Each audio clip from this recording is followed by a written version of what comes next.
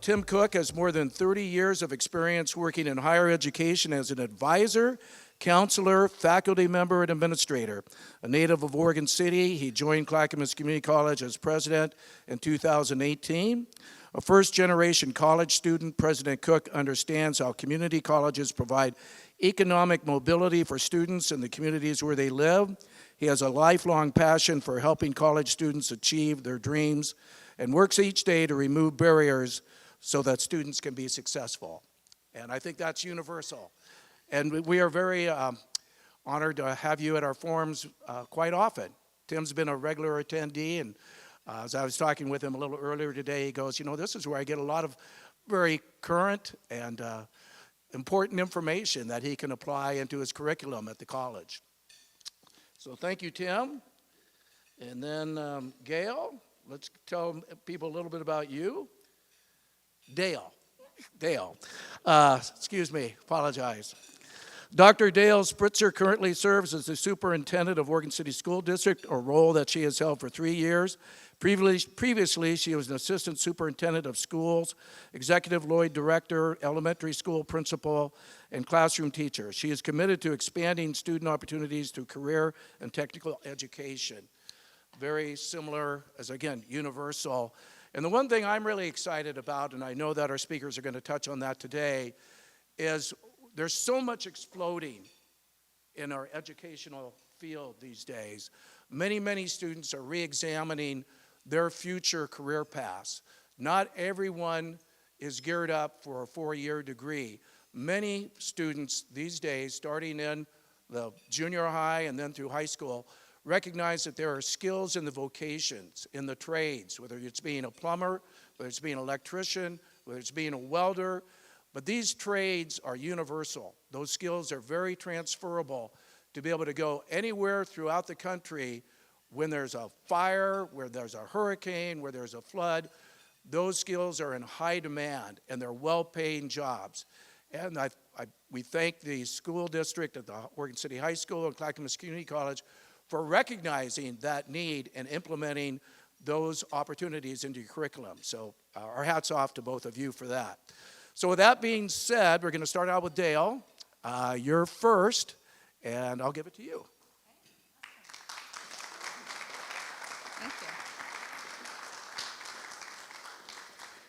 Thank you. Thank you so much for having us today. I want to do some introductions real quickly. We have a crew of people who've joined us, and I'm really excited to have them. So first I'd like to introduce Erica Fraff-Fjord. Yes, and you can come up here, Erica, because you and I are going to speak together. She serves as a career and college lead at Oregon City High School, and she and I spend a lot of time together, probably more time than she wants. But I really enjoy her vision and her work in the school, and so I've asked her to present with me today because I can't do it justice like she can. Dr. Sarah Crane is also here, our new assistant superintendent. And then we have 2 speakers who will speak at the end after Dr. Cook speaks. Jay Swartz, who is a current 12th grader at Oregon City High School, and he also attends some classes at CCC, which you will hear about. And then Madison McKenna, and she was a student at Oregon City High School, went to CCC, went to Western Oregon University, graduated, and is now a teacher at John McLaughlin. And so that's really exciting. So she will also talk a little bit about her story. Also over at our table over here, we have Melissa Berg. She's our Director of Student Services as she takes a bite. 2 of our board members, Dr. Heidi Blackwell and Mike Controller, our Vice Chair, and Lisa Norman, our HR Communications lead. So we have lots of people here. We're just really excited to be here. So thank you so much for the opportunity. We were asked to talk about our partnership with CCC and the work that we're doing in our school district related to career and college. And so you'll hear about our work and then the handoff as we hear what Clackamas Community College has in store as well. Oh, this did not turn out nice. That did not cross over very well. So we have approximately 7,000 students in our district. We have 6 elementary schools, Redland, Candy Lane, Beaver Creek, Gaffney Lane, and I'm missing some. I know. Holcomb, there we go, Holcomb. We have two middle schools, Gardner Middle School and Tumwater Middle School, and then Oregon City High School, Oregon City Service Learning Academy, Oxlaw, which is currently housed at Eastham. We have open houses on the 5th because it's our 150th year celebration. We hope you'll come check that out in all of our schools. And then CASE, Clackamas Academy of Industrial Sciences. And so we have students that attend that school grades 6th through 12th grade as well. So we have lots of opportunities in our district for students to find the school that matches their needs best. We have a strategic plan, and if you want to learn more about it, it's a 4-year strategic plan. We had a team of people that came together in 22-23 to develop this plan, some who are in the room right now. And we really appreciate our community members and our business leaders, our students, our parents, our staff to help us create this plan. It is a 4-year strategic plan that we started last year, and there are 5 major areas. These 5 areas came out of feedback from over 1,800 people, including, again, students, community members, etc. But these are the 5 focus areas that we are working on as we move forward through these 4 years in order to provide the best education that we have to help each and every student be career and college ready. So instructional excellence goes without saying, career in college, and one of the things that we know through learning about career in college is that we need to start early. We need to help our kids see all the potential opportunities when they're little, because you can't achieve it if you can't dream it, and you can't dream it if you can't see it. So we need to start exposing our students to all those opportunities when they are young. Robust systems for systems and belonging. We want to make sure everybody finds a space to grow and shine in our district. Engaged communities. We know that we're stronger in partnership with people throughout our community, including people in this room. So we're really thankful for your investment. And then safe and engaging learning environments. And one of those is making sure we have high quality learning environments, and we'll talk about that in a little bit. So college and career readiness, I'm going to let Erica take it away for a couple slides to talk about what we currently see and know. All right, thank you. We wanted to show just a brief little picture of some of the stuff that we do. I'm primarily at Oregon City High School, but we work with the district as far as creating college and career opportunities. So a lot of the things that we run are a lot of school-wide events. So we do a lot of college application stuff, but we also run college and career presentations, speaking opportunities. So we have career presentations that come in. So this last year we had both at the high school and the middle schools had career professionals coming in from all trades.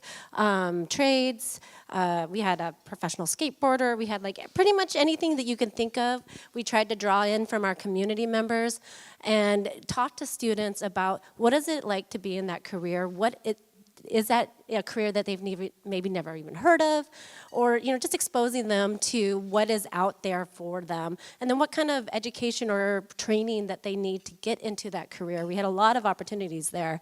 This is our robotics club that won a national award. Yeah, they went up there. They're very, very good. We have some of our students, so that's one of our career fairs. We hold a job fair every year, so we have employers come into our school and connect with students and potentially offer them employment opportunities and talk to them about what are they looking for their employees, what kind of skills they're looking for, and how to connect with students. And one of the, in meeting with some of our strategic plan is belonging, a sense of belonging at Oregon City High School. And as you can see by this graph, this is from our senior class. So every year, the seniors have to do an exit survey. And this shows that we have a really strong sense of belonging at our high school. They had at least one trusting adult at the high school that they felt connected with them and could support them in their educational journey, and then that they see themselves represented in the curriculum, in our lesson plans, in our events that we hold. And that's true pretty much across the board for our students. So we really try to broaden our reach. We do everything from like, we have a lot of college-going kids, but we also have a lot of kids that go to Clackamas Community College. In fact, probably about a third of our student body ends up going to Clackamas Community College. And then what does that look like for the trades too, and going into certificate programs? This is a kind of an outlook of where our students are going, or wherever they tell us that they're going after high school. And you can see that we have some kids that are going to our 4-year university. But you also have a lot of kids that go to the 2-year university, and I would bet that when you look at our numbers, that a lot of those kids that looked at the 4-year university might actually be going to a 2-year university currently. We have a lot of students that go on to a 2-year university because of the Oregon Promise. We promote that greatly. It's a great opportunity for our students to afford an education when maybe sometimes a 4-year university doesn't fit for them. We also have a lot of kids that are interested in the CTE, so career education, the trades. The apprenticeships are big right now. We have a lot of students who are really into apprenticeships in electrician and plumbing and HVAC. We're connecting them with the unions, with the representatives, and getting them into those positions and helping them find that path on how to get into those positions. And we don't have too many that want to take a gap year. We try to tell them how to successfully navigate a gap year. And most of them know what a plan is after graduation. We don't have too many that say, I don't know what I'm doing. We also emphasize, so these are our 16 career-related learning areas, and so through our program, which we have as Naviance, we are implementing this for our students to understand that these are the career-related learning areas, that they can identify a career-related learning area and then go into that career-related learning area and find perhaps a potential profession or a career that might be of interest to them. So if they don't know what they like or what's out there, they can go into these career learning areas and explore what is available to them. And part of that is just exposing them to what's out there. Most students can name, about 5 careers, but a lot of them can't name all the different kind of careers that might be potential for them. And so our job is, what we're really trying to work is exposing them to what is available out there, and part of that is bringing our community back into the high school and letting them know, like, here are some people in our community, they have jobs, and what does it take to do that? So we have a lot of opportunities at the high school to take CTE classes. So we have our CTE programs housed within the high school. We have an accounting, we have health science, we have construction, we have culinary, and then we also work with CCC, and we do our CTEP programs, which are very popular. They're always full. We have welding, we have automotive, small engine repair, we have engineering, and some music technology, and those fill up really fast, and those are available to students every single year. We pay for them as a school district, so it's not a cost to them, and it's not a barrier. And then we also offer programs through early college. So if students are done with their high school classes, they can take classes at CCC at no cost to them, so they can continue on with that education. And then we also have our traditional ACC classes, which are classes they take at the high school, and they earn college credit at a reduced price. And we have a lot of students take advantage of that because we offer so many opportunities for them to do that, and it saves them a lot of money to get those college credits. We also have our class connections and our career speakers, so I talked about already how we brought back our career presentations to the high school, really getting our community involved and getting students in front of career professionals and connecting them with what those opportunities look like. And we're building our job shadow and internship program. It's a work in process, but we're looking at opportunities to get students credit for internships and job shadows. And part of our strategic plan is really helping our students learn about those 16 career-related learning areas, kindergarten through 12th grade. And you may think, kindergarten? Yes, because that's when we start to see those natural dispositions of students. Like, you seem to really enjoy working fine motor skills. Maybe you want to be a mechanic, or maybe you want to be a brain surgeon. So starting to reflect back those natural skills that students have is very powerful. The other thing is helping our teachers learn about all these different careers so that they can make those natural connections. And that can be as simple as a 3rd grade class reading a story about the forestry and the teacher stopping and saying, boys and girls, do you know that there are people that work in the Forest Service industry and they're called rangers and they do blah, blah, blah. Just to help people start thinking about those connections. What we know is that long are the days that you graduate and everybody cheers and you move on and you can just make it up as you go.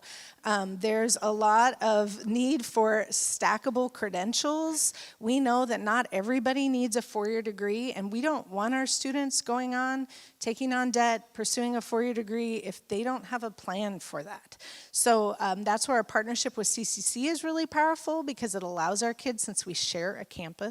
When I first came here, I was like, we're on the same campus? This is amazing. So letting our kids have the opportunity to take a class or two, or maybe, as you'll hear from Jace today, he's been there quite a while, but to learn about the things that interest them most in order to prepare them for the futures that they want to have. We would love to expand our CTE program to meet need. As Erica was sharing, there's a lot of things that we offer, and there are also opportunities on the CCC campus. For example, I would never want to start an automotive program. If you go to CCC's automotive program, why would you ever try to do anything related to automotive? Just go there, because it's amazing. But our students do need an opportunity to kind of get some hands-on, to see if it's interesting. It's kind of challenging for kids to cross the field and walk onto a college campus. Our team has some great plans about getting our freshmen on campus so they're feeling comfortable with it and continuing to be on campus, and we appreciate the partnership for that reason. But we would love to expand. One of those slides that Erica showed was some things that students are interested in. We ask them annually, like, what are you interested in that we're not offering? And we try to expand our offerings in order to meet their interest levels as well. So what does this look like, right? So it's an understanding of our student self, right? Who am I? What am I interested in? And what are my skills? What are my natural dispositions and curiosities?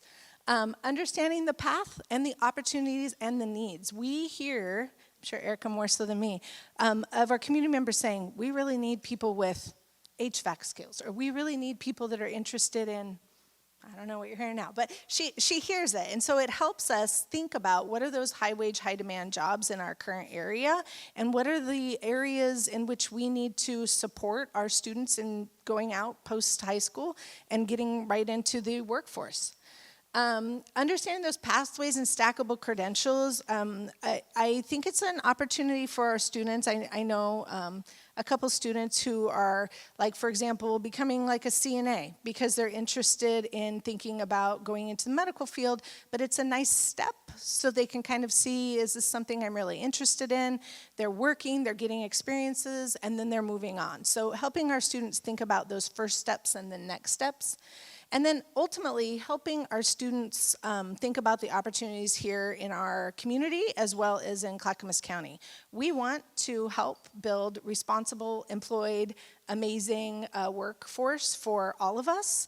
We all benefit and they benefit too, and so that's our real passion.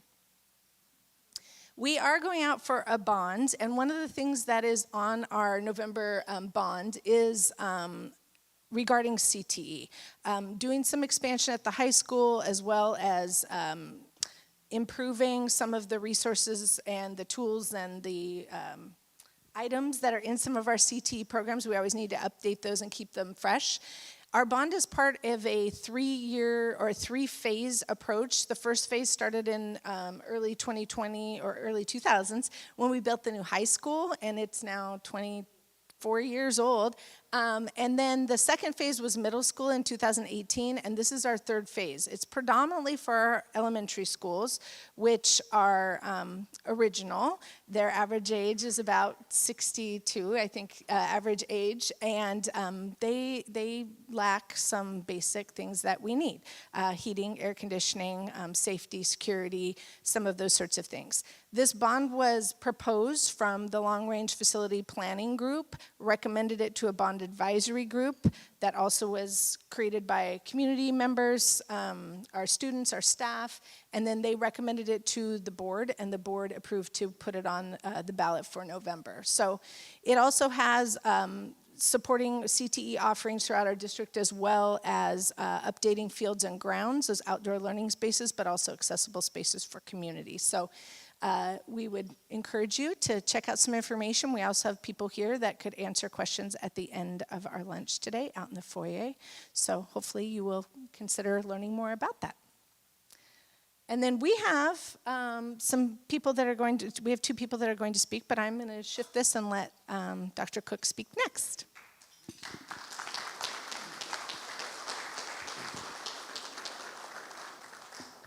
Thank you, Dayle.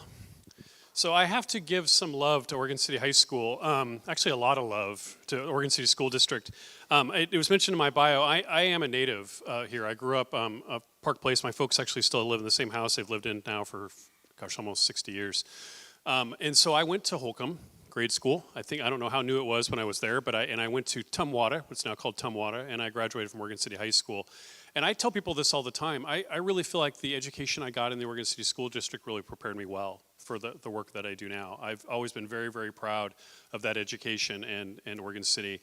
I remember distinctly in 9th grade a very intimidating English teacher who taught us a note-taking style that I still use to this day, and actually kind of cringe a little bit when I'm not doing it right, because I hope he's not alive, but I hope he isn't watching me and making sure. But anyway, I just wanted to say that, because that on top of that is really, there's much more to that. But I mean, we have you did such a nice job of really sharing our partnership and how much we work together. There's a real advantage, I think, in Oregon City because we are co-located and we can really do some great things for our students. So as I thought about this presentation today, Dayle and I were meeting over the summer talking about is like, what is sort of the life cycle of a kid who grows up in Oregon City that starts out at one of the grade schools, elementary schools, and kind of works their way up and may or may not go to Clackamas Community College. What's that look like, and what are some of the options? So that's what I'm going to chat about.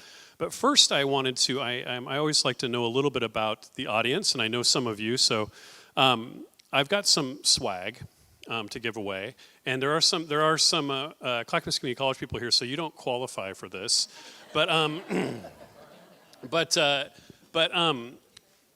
how let's see, you want a hat? What year was the college founded? Dun dun dun dun dun dun dun dun dun. It's just a year. You can even shout out a year. 65 is really close. And that's not really close. 67 is like really close on the other end of that 65. 66, how did you know? Yeah. So we're also approaching, when we talk, we're not 150 years old by, obviously we've got a ways to go, but some of our facilities now are getting close to 60 years, which I'll talk a little bit about that in a minute. This might be a more challenging one. I thought the first one was going to be easy, so now I'm concerned about you guys. This is a really cool, people love this one, Peace, Love, and Clackamas Community College mug. How many certificate and degree programs does CCC offer? A lot is a really good answer. I'm hoping for more specificity, but that's a great one. 37 is not even close. 95? 95 was closer. 172 is pretty high. Oh my gosh. I heard 105. 105 is getting there. Who had said 105? I can't give this to you too, Petronella. 107? Somebody else said 107 too. Okay, you don't count. It's actually 108, but it kind of fluctuates a little bit, so I'm going to give you that. Larry, yeah, congratulations. I'm just pandering by giving away free Clack swag. So, and another number one, and these are some cool CCC socks. They say Cougars on the back, so if you're really fast, people will see you. See the Cougars. What's the average age of students at Clackamas Community College? I heard 32. That was pretty close. 27 is a little young, a little under. 30. Who said 30? 30.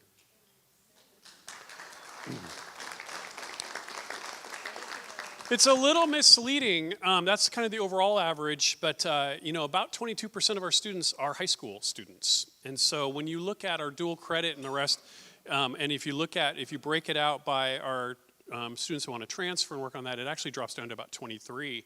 And if you're looking at just our CTE students, it goes up, and it actually can go up into like almost into 40 when you look at some of our other training programs. It fluctuates depending on kind of where you look at, but the overall average is right about 30.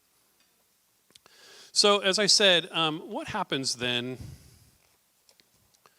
Let me see here. Oops, wrong way.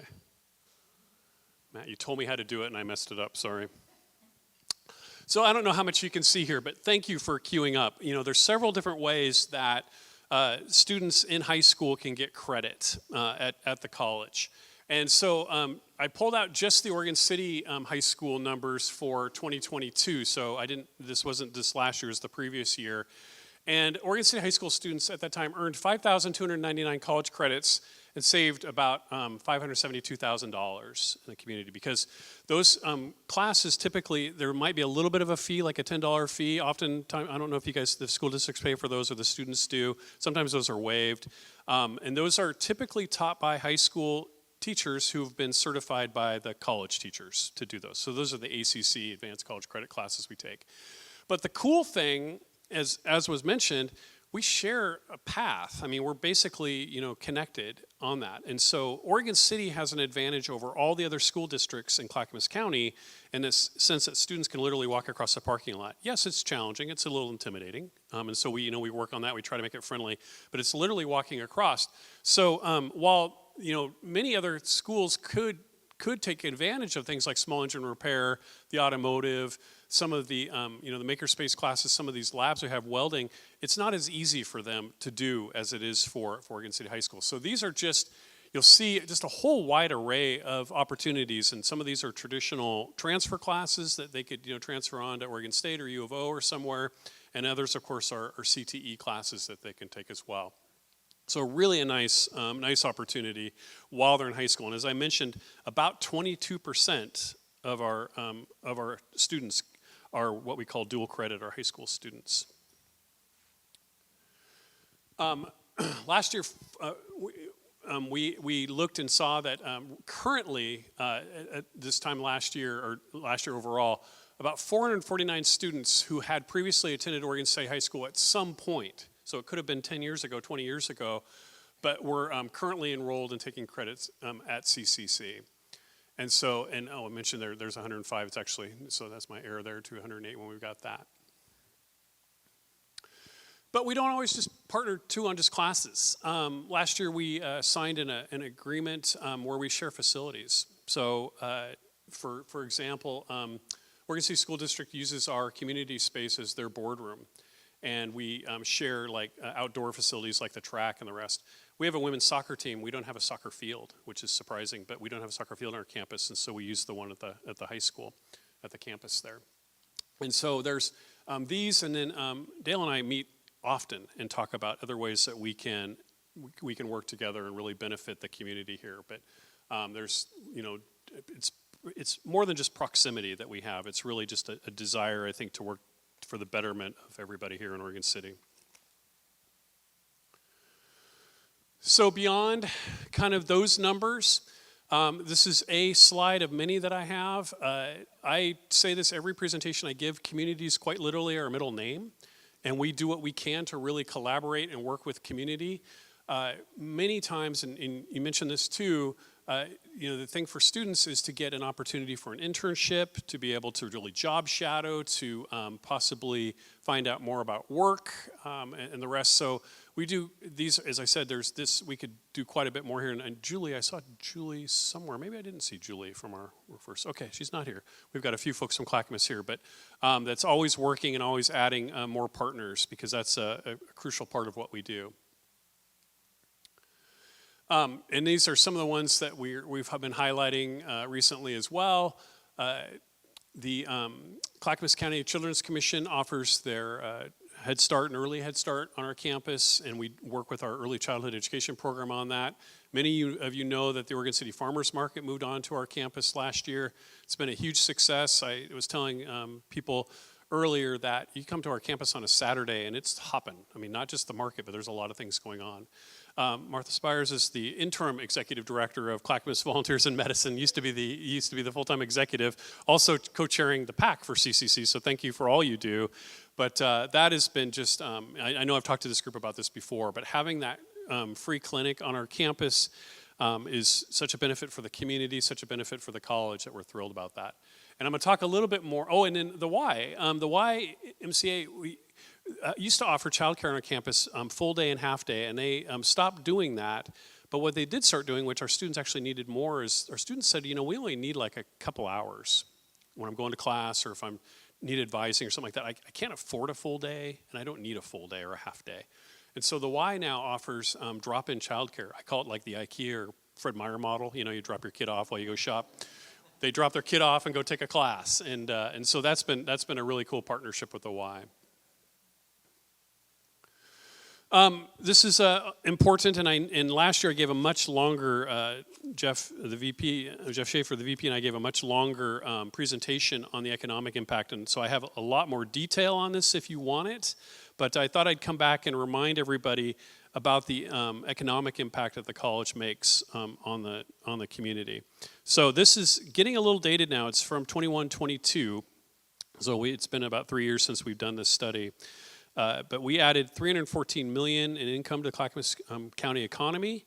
It's approximately equal to 1.2% of the GRP for that year. In terms of jobs, we supported about 4,000 jobs in activities of CCC and its students support one of every 63 jobs in the county. And when you look at a return on investment, the blue, for every dollar spent by students toward tuition, books, supplies, returns $4.2 in future earnings for those students, so it's quite a good investment for students to do that. They're going to get that money back 4 times. And taxpayers receive about $1.30 for the course of the students' working lives for every dollar paid. And Oregon as a whole benefits at a rate of $6.50 for every dollar in the form of reduced crime, lower welfare and unemployment assistance, and increased health and well-being across the state. So I hope you would agree with me that having the college here in Oregon City is a definite benefit for our economy and in Clackamas County overall. Also, something that I've been talking about for a while now, but is important to just kind of highlight when you think about workforce and workforce changes, the whole concept of credit classes and non-credit classes is changing, and changing quite a lot. There are many companies and many places now that say, we're not even necessarily interested in a degree anymore. We want to make sure that people coming in have the skills that they need to get through. So whether that's through some sort of badging or some sort of system of showing that they have that, there's really kind of a shift. And I give this stat a lot now. The college is now approaching almost 50% for credit and non-credit offerings that we offer. And I see that trend continuing as we go along. Some of my colleagues at the other community colleges actually have a higher proportion of non-credit offerings that they have now. And that's just a national trend as people are really exploring the idea of degrees overall and looking and figuring out better ways to gain skills. And there are these things called micro-credentials. So you think about, many of us went to school for 2 years, 4 years, and, were able to pay for that or able to take that time off. Many people nowadays can't afford to do that. And so we hear this a lot. Can I come and can I earn a degree in 3 months? Can I earn something in a short amount of time? So we develop, a lot of times we'll take a program and pull out manufacturing is the one listed there, pull out that curriculum that might be like a 1-year certificate and say, we can divide this up and you can actually do like a 1-month piece and get some skills that are entry-level CNC, maybe a 3-month, and so on that are stackable. And that will allow folks to come to get a job, but then also to come back and build on that as they go along. So that's another one too. Friend Rob Campbell's here, who directs our Small Business Development Center. Rob Campbell gave me this quote a couple years ago that said he wanted to be the Netflix of learning for small business development, and I take that to mean we as people come in, they say, I don't have time to come here to your college at Monday at 10 o'clock. Can you offer something for me about when, that works for a time when I can take it? I have family, I work, and so on. So this idea of on-demand, just-in-time learning, we've been doing a lot more of. The pandemic, the silver lining, forced us to do that. And coming out of it now, we're really thinking strategically about where can we expand these on-demand and just-in-time so people don't have to wait till September or January or somewhere to take it and can hop in and learn some skills or learn some credit. So there's a lot more happening there. I get this question a lot, so if you're writing it down in a blue, I'll answer it now. About half of our classes now are face-to-face, and about half of them are hybrid or fully online. That's not us deciding that. That's demand that's deciding that. And so we continue to, kind of refine and figure out what people want that's face-to-face and what they can and what they prefer to do online at home. And it was a little surprising to me. I didn't, before the pandemic, we were about 10% online. And so to have it be almost 50% now is a little surprising to me. But when you look at the demographics, and these again are usually parents, they're usually people that are working. They're working all day, they're taking classes at night or on weekends or online and figuring all that out. It just really makes a change. Makerspace is something I have on there all the time because it's just such a cool resource that we have. I encourage you to check it out. The high school uses it some, our students use it some, and it's open to the community for some to really play with some of our gadgets. So where are we headed? Kent, you did a nice job of kind of playing into this. I tell people all the time, our job is to sort of be thinking 2, 3, 5 years ahead and really thinking about where is work headed, where do we need to be adding programs, what sorts of things do we need to be thinking about regarding technology and the rest, because we always need to be thinking about, are we preparing the next workforce and getting that done. So we spend a lot of time really, really thinking about where we're going. So we really are looking at things like artificial intelligence a lot. We're looking at precision, smart farming, robotics, advanced healthcare, just to name a few of the things that we're headed. And we need to be thinking about do we have the facilities and infrastructure to do this and to set ourselves up. So having some buildings that are 60 years old, and I'll jump into some of the pieces we're looking at for our bond, because we're doing a bond as well. We need our existing spaces and new spaces to be flexible, have the technology they need, and then the hands-on learning with also virtual options where we can do that. So we're headed out for a bond. The rest of this, I want to talk a little bit about what we're putting on the ballot for November, so you know a little bit more about what we're looking at. I want to mention, because community college bonds are a little bit different. We cannot do. We can only do facilities bonds. We can't have salary. We can't do anything that's is kind of an operational cost. We can only look at our facilities. And the last bond we did, and I do have a slide for that, was in 2014. I've been in front of you before talking about this. So 2014, the community passed a bond that was a $90 million bond. You'll see with all the matches that we received, though, it ended up being $136 million in total. If you have been on campus, you've seen the fundamental change this provided our college and our community. If you haven't been on campus, good Lord, please come talk to me and I'll give you the tour of the campus. I love showing off all these great things, and I'll give you the $2 presidential tour any day of the week. But all sorts of really fantastic things. So in knowing that, we've done bonds roughly every 10 years or so as we were preparing these last couple years to think, where do we need to be headed for a 2024 bond, but really what do we need to be thinking about, which is essentially 2030 and beyond. We did quite a bit of work on that. And so what you're going to see now are some of the results that came out about many different surveys, groups that worked on narrowing this down and really putting together a proposal that we think prepares us for the jobs of the future, make sure that we're community oriented and really doing what you want us to be doing as your community college. So 3 themes. We're preparing students for success in modern learning spaces. So I talk a little bit about what that means. We want to continue to be great community partners, and we want to preserve those assets that we do have that have been paid for. All of our buildings were paid for by a bond at some point, and so we want to make sure we take care of all that. So this is a renewal.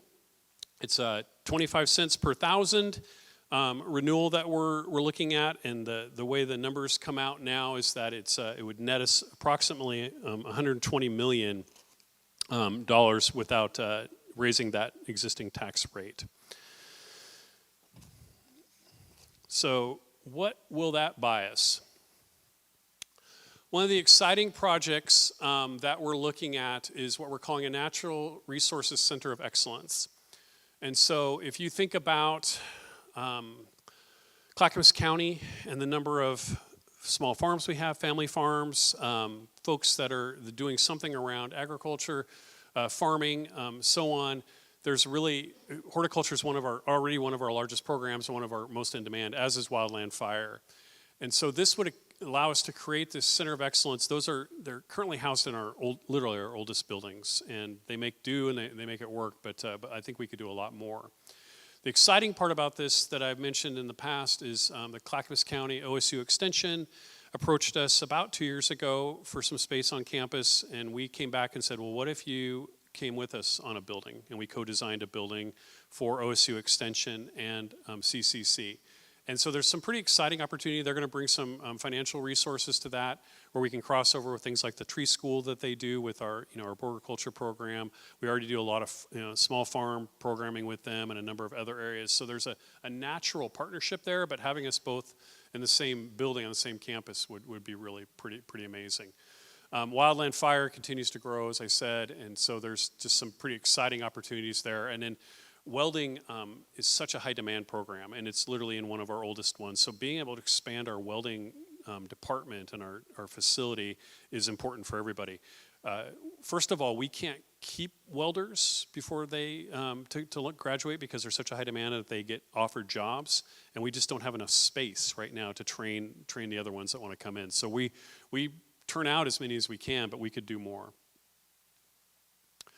So this modernizing learning spaces, so as I mentioned, things are really changing in education. And so we have a couple, like circa 1970 buildings, McLaughlin Hall and our Dayle Learning Center, our library, if you know those ones on campus. And they really need updates that support these different learning styles, so they need to be able to have smart boards, computer stations, classrooms that have flexible furnishings so they can actually move around, not the traditional stand and stare at the sage on the stage up there, but be able to have a lot more conversation. For technology, our existing hybrid classrooms require workarounds to really execute this online learning experience for instructors and students.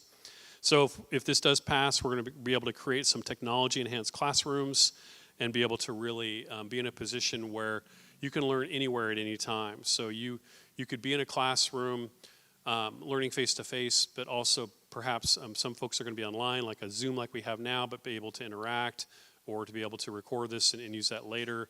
And then right after that class, if you had a fully online one, you could move into a little phone boothy conference room right next door, pop on to a screen and do your online class. So there's this sort of flexibility that we're trying to recreate in some 1970s architecture that would allow us to really respond to all of the changing needs of learning as we move along. Kind of a cool one, and I hope that the school district finds this a cool one. I think they do. I know we've talked with many of the school districts about this space simulation center, or what we call it's called the Challenger Center. And this is where we partner with our K-12 districts to create a first of its kind in Oregon anyway. These are across the country, but the closest one to us is in Spokane. There are none in Oregon, where it's essentially a hands-on experience for students in middle school through high school to learn about STEM programs. And the real focus is reaching out to really our underserved populations to get them exposed to some of this technology. They get to sit down, they get to actually do some space simulations. One of them it's called the Challenger Center because one of them is about the Challenger shuttle issue where there's some astronauts or some people down in ground control that's doing that, but there's several of them that they can do.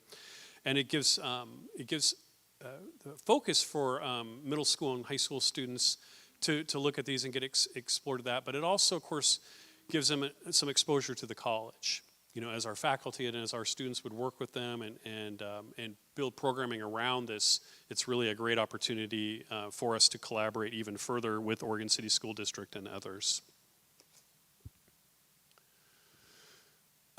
Some athletic fields and walking trail. I get some questions about this one. It's like, do we really need to pay for athletic stuff? And my observation on this, or my comment about this is, learning happens inside and outside.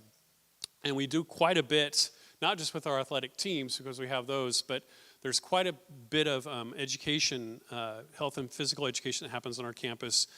We get a number of folks, in addition to Oregon City High School, that use our facilities. a bunch of community groups, and we get asked often by community groups to use our track, to use different, either the gym or other places on the campus for their events as well, in addition to what we're doing there. So we're really looking to expand our track and field to make it actually a full Olympic-sized one, and actually put a soccer field in the middle of it so we could actually bring our soccer team back onto campus. And then some of you I know do this because I see you when I'm out running the Douglas Loop Walking Trail. We have a 2-mile trail around our campus that any given time of day or night, people are walking their dogs or just exercising on it, and it's not finished. There's some places on it that are a little sketchy. So we want to make sure that we've got that set to go. And of course, again, we need to make some upgrades around our deferred maintenance. So where's Bob Cochran, our facilities director? Thanks, Bob. Bob's been within the college for a long time. He's our dean of facilities. They do an amazing job of keeping everything moving on the campus and making sure things are going well there. But frankly, there are some things that are way out of date. And so we could make some improvements and address some deferred maintenance issues and actually make some energy efficiency improvements.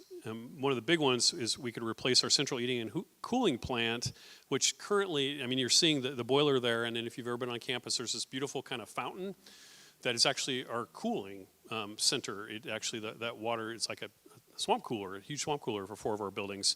Horribly inefficient because you have to turn those on to basically heat all of those 4 original buildings on campus. So just by upgrading those to individual HVAC systems for our different programs would save us quite a bit of money. We have some roof issues that we need, and we need some electrical upgrades. And unfortunately, like all school districts, K-12, colleges, everywhere, we are always thinking about safety and security. We have to. And we have quite an open campus. We don't even really have gates on our campus, so people can kind of come and go as they like. So we have to do what we can to make sure that we've got increased cameras, that we have, make sure we have, door access controls, and whatever we can do on our 3 different campuses so that we can be as safe as we possibly can.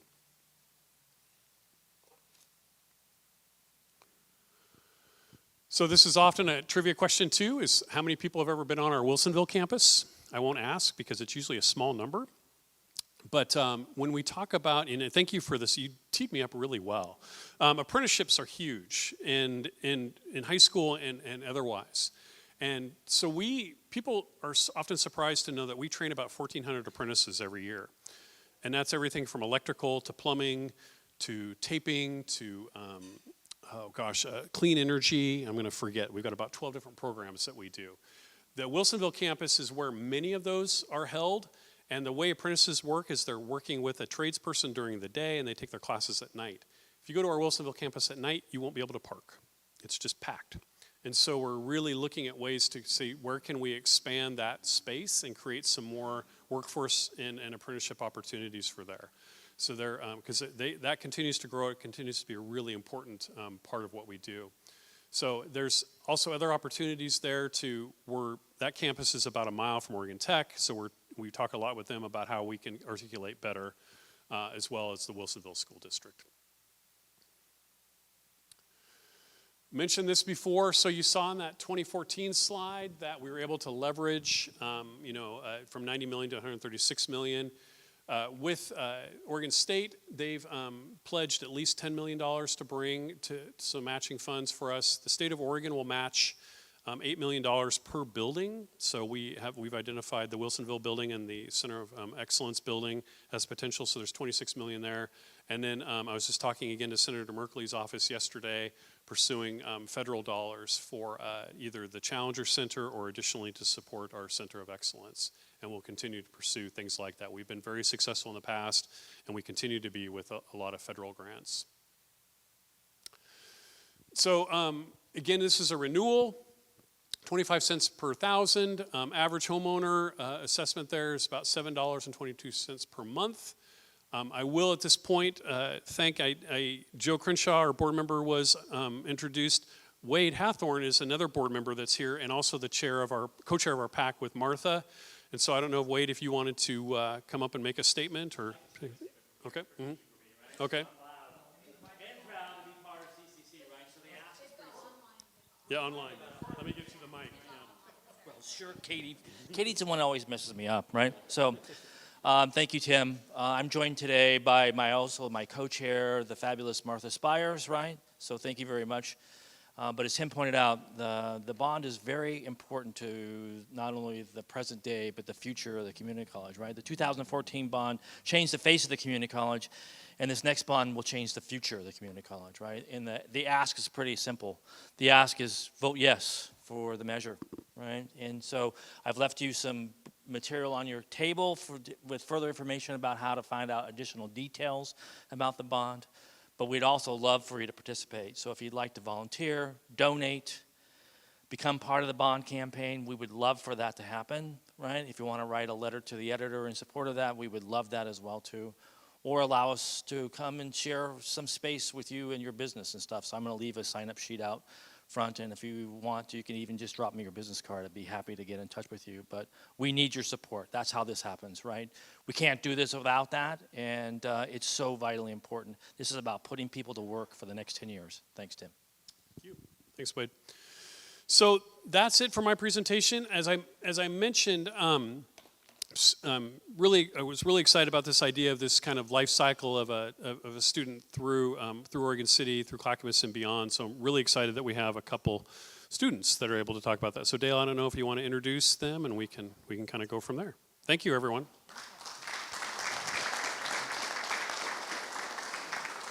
Awesome. So on the heels of life cycle of a student, so both Jay Swartz and Madison McKenna, I'm going to invite them up to come speak. We asked them to talk about who they are, tell us about themselves, and then how has your education in OCSD, Clackamas Community College, prepared you or is preparing you for your future? Jay, do you want to go first? Good afternoon, everybody. I've been in Oregon City K through 12 now, and I have been involved in the CCC welding program for 3 years.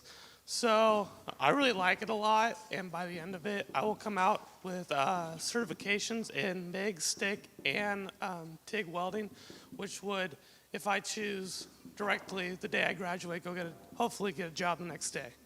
So, and then I am done at Oregon City this first trimester, so through the opportunities Oregon City gives us, I'm taking early college. So that will give me $1,000 from Oregon City to pay through any classes that I choose to take at Oregon City.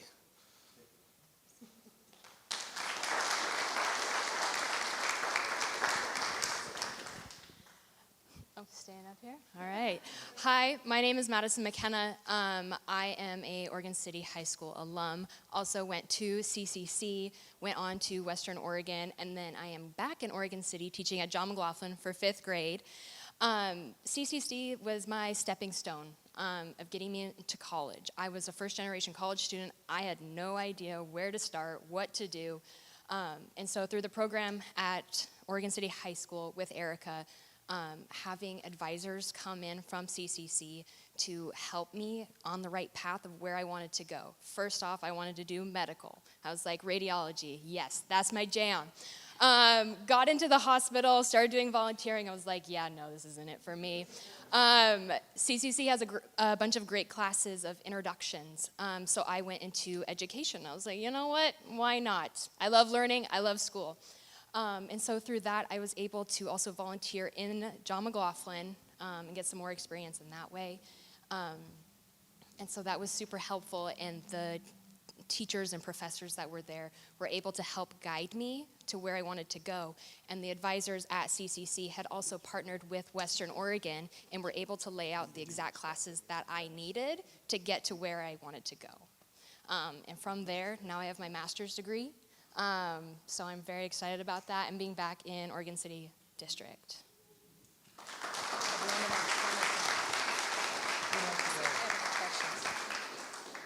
And I just wanted to open up if you had any questions for these two amazing people.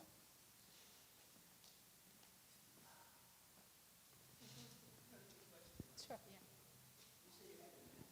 I do. Soon to be 24. That is wonderful. That is wonderful. Congratulations, Thank you. Tim. See you again. We're gonna keep it going. Keep going.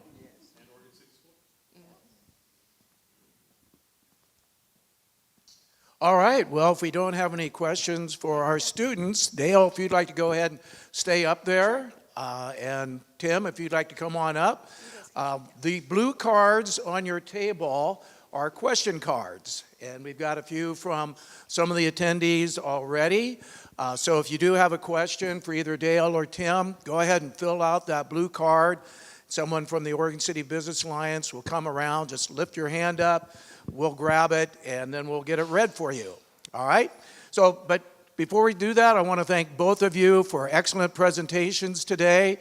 Again, very informative. So many things going on, trying to keep up with fast-paced technological advances that are occurring every day. I do not envy you one bit.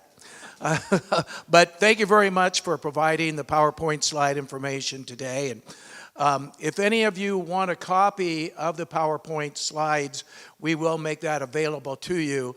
Sometimes it's a little hard to see all the print on the slides because we have a lot of natural light that comes in here, and we try to turn down the lights on the chandeliers, but sometimes it's still a little difficult to see everything. So again, if you'd like to have a copy of it, just grab one of the Oregon City Business Alliance members and we'll make sure that you receive that.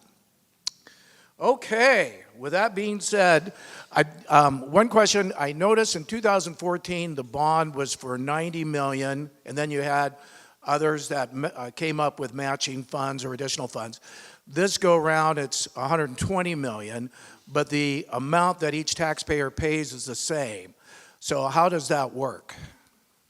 You know, I'm gonna phone a friend. I can give you a high level response, but this is Jeff Schaefer. He's our vice president for finance and operation. Is really on the college side, really managing all of that piece. Thank you. Great question. I'll just give the simplest. It's very complex in bond issuances, but really the simplest answer for that would be you're paying a certain amount on your assessed value of your homes, and the value of homes in 2014 aren't necessarily the same as the value of homes in 2024. So that's kind of simple inflation. We all know our property taxes go up, and the values of our homes go up incrementally, and that really leads to over 10 years of 90 million becoming 120 million. Okay, that makes sense. Thanks, Jeff. Yeah. Okay, this is for Tim. I hear you are a runner and planning a crazy run next summer. Would you please tell us about that? Who asked this question? Kate. Boy, that's a real hard-hitting question, isn't it? Yeah. So let me get on my soapbox just for a second. So there are 200,000 community college students in Oregon, 17 community colleges. Clackamas is about the fourth largest. But if you look at PCC, Mount Hood, and Clackamas, we make up most of the community college education in the state. What people don't realize is that community colleges actually educate more students than the 4 years do. And so I'm on a mission to really help people understand how community college students are different than 4-year students and how their needs are different. And so real simply, I'm planning to run by myself. This is where people go, you should be committed. By myself to each of the community colleges next summer. It's 1,500 miles. It's going to take me about 50 days. I'm going to run a marathon and a 10K every day. And what we're going to do in each of those communities is raise awareness for the community college and for those students.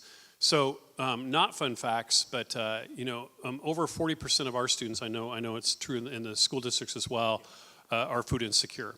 All of our food pantries are being used constantly. More disturbing is over 20% of our students have been housing insecure in the last year. Actually, excuse me, that's over 30%. And what that means is that they have either been couch surfing or they've lived with a friend or weren't sure where they're going to live. But the frightening one for me, and this is actually a couple years old now, 19% of our students were homeless at some point in the last year. And that holds true throughout the state for community college students. They aren't just eating top ramen and going to school. They're literally trying to figure out how to live and try to improve their lives. And so as I look at funding for education in the state, and I look at, and this is my political piece. I went to Oregon State. I love Oregon State. I love football. We don't have the exciting football programs, and we don't have the marketing budgets to really do what we need to do to get support for these students. So I'm like, what sort of weird, audacious thing can I do that might get some attention? And I run a lot, and this is going to be a lot. But we've already released it some, and we feel like we're going to get some national attention, certainly some state attention, hopefully for community college students. So whoever, Katie, if that was you threw me that softball, thank you. Katie's my assistant, so I'll have to figure that out. But thanks, Katie. All right. Thanks, Tim. So Dayle, you mentioned the high school pays for their students to go to Clackamas Community College for some CTE courses. How does the high school pay for that? Yeah, so instead of hiring teachers to teach our students courses in the school, we use that money to offset the costs that we pay for them to attend classes at the community college. So that's the way it works. If our students choose to, they can access Oregon Promise early, and they can start utilizing those funds if they're pursuing especially like a 2-year degree and they're going to be transferring in. So those are 2 options for them. Okay, great. And Dayle, keep the mic. Sure. We're not done with you yet. Okay. Teaching has become a high-stress profession. Teaching during the day, responding to parents' emails at night. How is the Oregon City School District supporting the stress of the teaching job? Wow, that is a good one. I will say I think part of what we really take pride in is being focused, because I think we can't do everything, but we can do some things. And so helping our teachers understand that we are supporting our strategic plan, and they have very specific goals in order to help meet the needs of students, and just not trying to do everything. So I'll give you another example. AI, it's a really big thing that's out there. We have some teachers that are really eager and just want to dive in and learn about it, and then some that are like, I'm trying to answer the emails at night, right? And so we have about 40 teachers who volunteered to be part of this AI exploration kind of task force, and they are coming together and just kind of learning about how we can use this as an applicable tool to alleviate some of the work that they're doing, to work more efficiently. And once they go through this cycle this year, then they'll be able to go and work with teachers and try to figure out how we can expand those practices so that the ones who feel like they have bandwidth can do that, and the ones that maybe need a little support can come along later. We also have a really good relationship with our union team, and so I think just partnering with them and making sure that we hear from our teachers about what are the things that we need to maybe slow down, provide support, and just, it's a challenging job, but when you have your heart in the right place and you're focused for kids and we're working together, I think it's definitely something that it has a very important role in our community. And so I'm thankful for the staff that continue to take on these challenging jobs. Okay, and I do have one question about AI. It's a two-part question, and you've already answered a good part of it. How is AI currently used by students, administrators, and instructors? And 2, how do you imagine future AI impacting students, instructors, and administrators? And how do you know whether a report's generated by a student or ChatGPT? Yeah, okay, that is a multi-phase. So I'll back up and just do a little bit of a big picture. We went to a CTE conference last year as a group to just kind of learn about how AI is being used in various careers. And one of the presentations I went to was a person who is a journalist professor, a professor of journalism at a college. And she said frequently people ask her, will AI take our jobs? Is the world of journalism gone? And she said, no, but someone who can leverage AI will.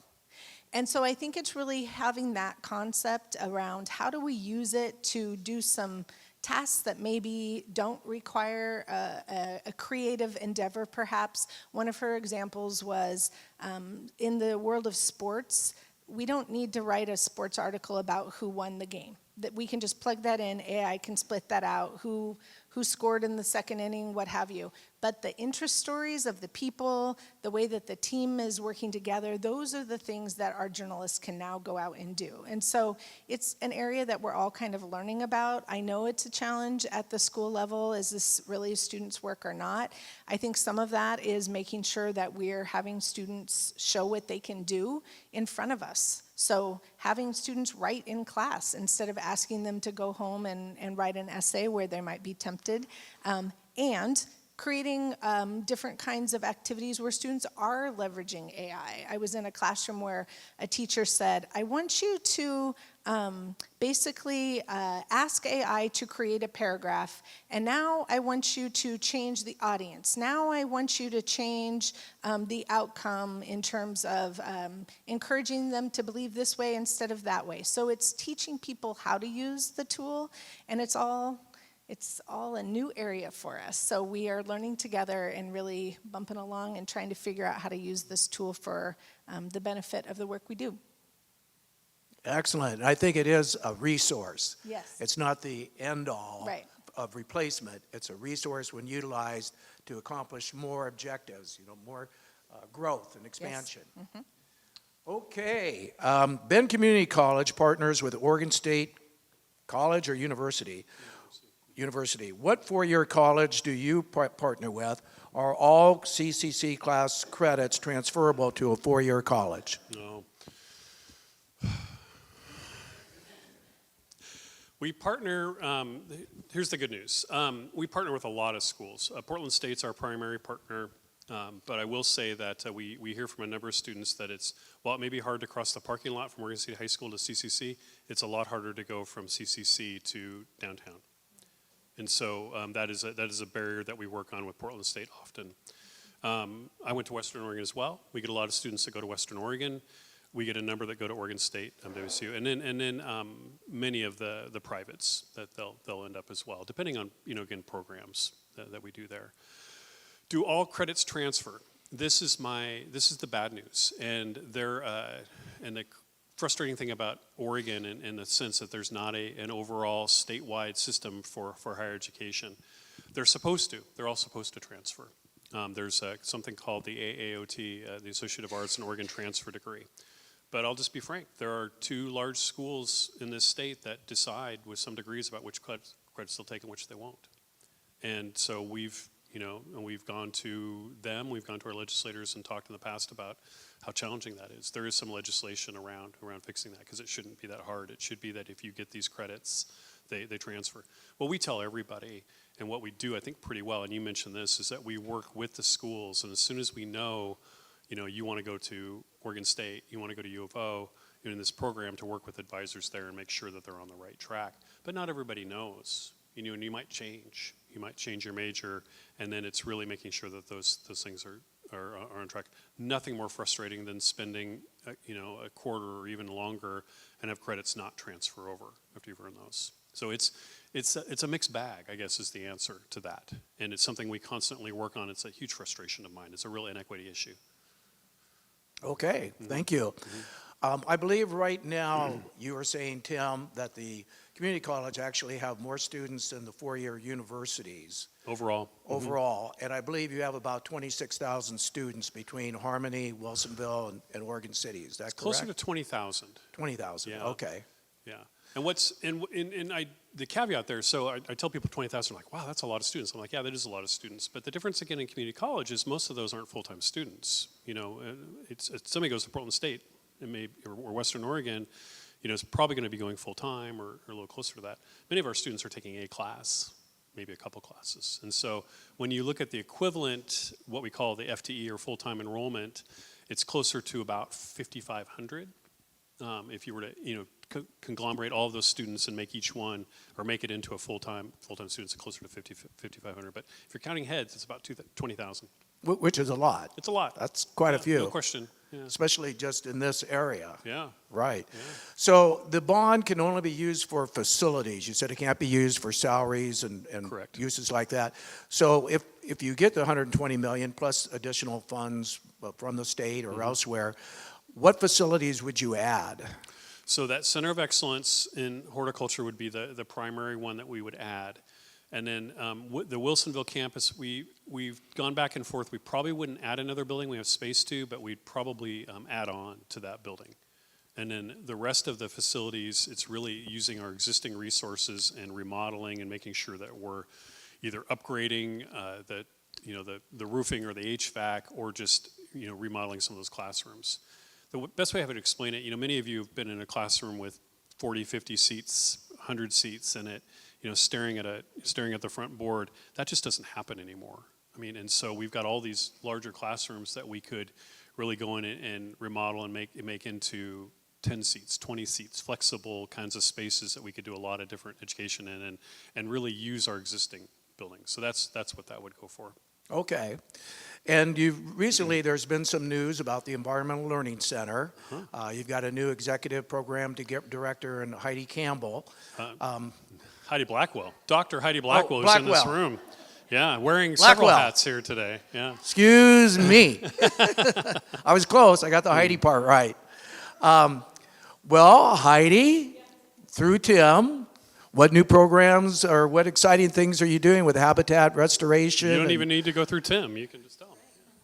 Well, I do have very exciting news. Just this morning, we had a group from Oregon City High School walk across the environmental learning class there. Spent the morning with 3 of our professionals from our community. We had somebody from Wes, we had somebody from Port of Portland with their drone, another individual that is a plant biologist, and they spent the morning going through. The students asked them questions about what they did, what their jobs look like, what their day-to-day experiences are, what their education was. And then the students walked back to class. So that was no transportation costs, no costs for the professionals that came, a little bit of staff time to set that up, but those are the kind of things that happen, and it happened very seamlessly already with just a couple weeks of school. So that's very exciting work. We have preschool programs, we have K-5 field trips, we have the career exploration, and then we have professional development classes at the Environmental Learning Center. It's always open. It's one of those spaces on campus that is a bridge. Come on in, walk around our trails, and then go explore the rest of campus. Okay, we got that right from the source. Thank So you, Heidi. So can I just say that is seriously one of the coolest examples of what happens. I had no idea all that was going on. So I'll hear about these things. I was like, wow, we do really cool stuff. Partnering with, our school district partners, but business partners and community partners and the rest. It's just, I think that's just indicative of our ethos. And so thanks, Heidi. Yeah, and I actually modeled a project in 1985 in Lake Oswego after the Environmental Learning Center, where I took a stinky, wetland, boggy, skunk cabbage, low area, and worked with your executive director of the Environmental Learning Center at that time, Jerry Herman, to go ahead and create a 2-level lake with nature trails and islands for wildlife habitat to nest on, safe from predators, and then we planted native landscaping. That was 1985 that I used that inspiration from the Environmental Learning Center. Can I tell a quick story? This morning we did a little fun thing. We had our in-service with all of our staff, and they did which is more CCC, and they give you 2 choices, 2 binary choices. One of them was our mascot, our Coogie, our mascot, as opposed to the ELC otter. We had an otter last year that came into the ELC and ate up all the fish and caused some havoc. They voted for the otter over our mascot. It's pretty crazy things. If you haven't toured campus, please tour campus. If you haven't been in the ELC, please go to the ELC. It's amazing. Yeah. So quick question again about funding. Obviously, we're all supportive of the bond measure. Do you get any other state, federal funding? Because every now and then you hear about, well, we want to give free tuition to all community colleges. Yeah. So this is just for me, or do you want? Well, So our funding comes from primarily 3 places. So local property tax is about 25%, and Jeff will correct me when I get this wrong. It's about 25%, and it's fairly steady that we get for operating dollars. The state is an ongoing target, and every 2 years we have to, like everybody, go down and really advocate for community college funding. The last couple biennia, we've come out about 40-ish% of our funding has been from the state, and that goes to all the community colleges and it gets divided up by our FTE. The rest comes primarily from tuition. We have a little bit from foundation and then from grants. So free community college is a whole other idea. there's efficiencies around that. If you look at Pell Grants, if you look at the Promise Grant and the rest, that if we created some simpler ways to really allocate those, we could cover the tuition costs pretty easily for many of our students. But the way that's, and this is probably a whole other presentation, the way that's set up, it's really challenging to get that to the students who need it. It's a very inefficient system. And so when I hear about things like free college, I'm like, yeah, but exactly how are you looking at that? And what does free really mean? As I mentioned before, our students, we probably can get them help with tuition, and we're doing all sorts of things to make books free, because books can cost $1,200 a year. And so we're really working on that piece of it. But our students are struggling with food, transportation, and housing. And so it's not enough to say, oh, we're gonna pay for free college here. It's like, how do we really help? And then they, and if they're going full time, how do they work? Is a larger question. Yes, and in a K-12 system, our funding comes from the state, and so we get a per pupil amount. It's the amount of students that we have, and that's assessed a couple times a year, so it sort of adjusts.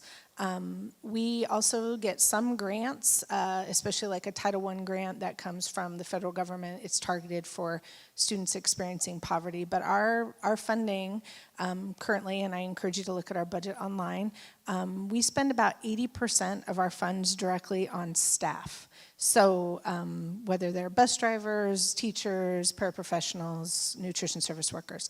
So it doesn't leave a whole lot of additional money for some of those capital needs that we have. We've done a really great job over time making sure that we're good stewards of the resources that we have. But when we need to make big changes like a new roof or a new secure vestibule or increasing safety and security, we do have to go out for bonds in order to fund those. We did get pre-approved for a state matching grant called an Awesome Grant for $6 million if our proposed bond is approved by the voters in November. So that's the only matching funds that we have right now. We are going out for a bond as well. They do allow us, State of Oregon allows us to go out for a levy, which can pay for people, staff, et cetera, but we are going out for a capital bond. So it would only be used to purchase things, specifically again for those purposes that I mentioned earlier, so. Yeah. Okay, and speaking about your bonds, William wanted to say a word or two. I'll try to keep this brief, that you understand that this is illegal for employees of the college or of the school district to advocate for a ballot measure. They can explain the advantages and disadvantages of what happens if it passes or fails, but they can't say, please vote for the bond. I am not restrained by those laws, and I'm asking you, please. But there are two additional points that I would like to point out because I think that this group is concerned about economics. Number one is that passing these bonds will provide local jobs. Money will be reinvested into our community in the form of contracts and workers and so on. So that is one aspect that's going to improve our economy, in addition to the educational aspects of it. The second part is by having an updated, current, state-of-the-art education system for our children, that encourages employers to also invest in this area, and there's a good chance that we could be getting more employers because we would be having an environment for their employees to send their kids to school here too. So please remember to not just vote for these bonds, but to tell your friends to vote for them as well. Well, William, you're not alone. My last card that I have here to read, and I think I know the answer you're going to give me before I ask you the question. Do you, both Tim and Dayle, do you hope everyone votes to the bottom of their ballot this November? That is definitely an important civic duty. I would encourage everyone to vote and really look at that ballot, yes. Okay. kind of knew that answer was coming. Well, with that being said, we're going to go ahead and close the Q&A period so we can kind of do our final remarks. But thank you both again for coming. We appreciated you answering the questions. I thank our audience for submitting the questions. And we look forward to celebrating the passage of your bond this November. November 5th, be sure and vote.